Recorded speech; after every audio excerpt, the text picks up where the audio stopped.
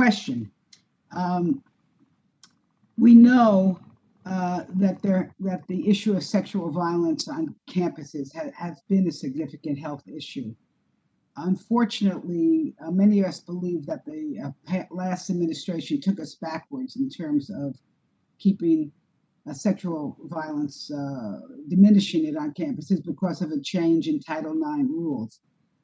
Can you give us an update where your department is in the process of rescinding those rules and issuing new guidance that actually protects victims and survivors?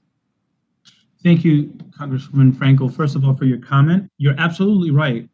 You know, when we talk about the inequities that were exacerbated by this pandemic, women have had a harder time recovering from this because in many cases it's affected their jobs. And when we talk about childcare and the needs there, the American Family Plan hopes to address that. But I absolutely agree with you that as we're thinking about recovery as a country, we need to continue to make sure that we're providing opportunities for jobs for women as well. With regard to the question that you asked about Title IX, you know, part of this process, and we're looking forward to having information as soon as possible because I know folks are waiting for it, but where we are in the process now is in the listening phase. As you know, public comment is critically important for us to make sure that whatever we put forth takes into account the needs and the concerns expressed by those we serve. So we are in that process, and that's a very important part of the process. Once we're done with that, we look forward to moving quickly to make sure we have guidance out there. Because like you, I agree that sexual discrimination or any type of harassment has no place in our college campuses. Mr. Secretary, do you actually have proposed rules that are being commented on? There is a comment period now that is taking place, yes. Thank you. And I know during the pandemic, there was a flexibility on standardized tests and so forth. So we've heard from some teachers who think that these flexibilities should continue.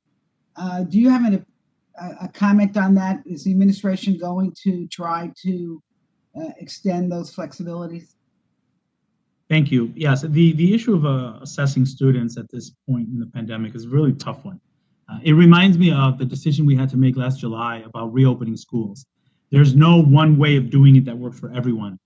With that said, as we're thinking about how to distribute $130 billion in the American Rescue Plan to our schools, any little bit of data helps, so that I can ensure that we're closing equity gaps through those funds, right? So if this group of students was hit harder, I want to make sure that more funds go there.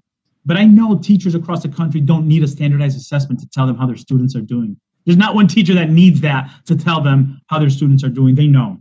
With that said, when we're making policies and when we are distributing millions and millions of dollars, it helps to know which communities need double the money, so that when I see resources being used to make class sizes of 9 in one class where other classes may have 20, I understand that based on how the students performed of the impact of the pandemic. So I recognize it's not an easy one. And then moving forward, because your question was about extending them, I hope to have robust conversation about how to evolve our assessments to make sure they measure what they're supposed to measure.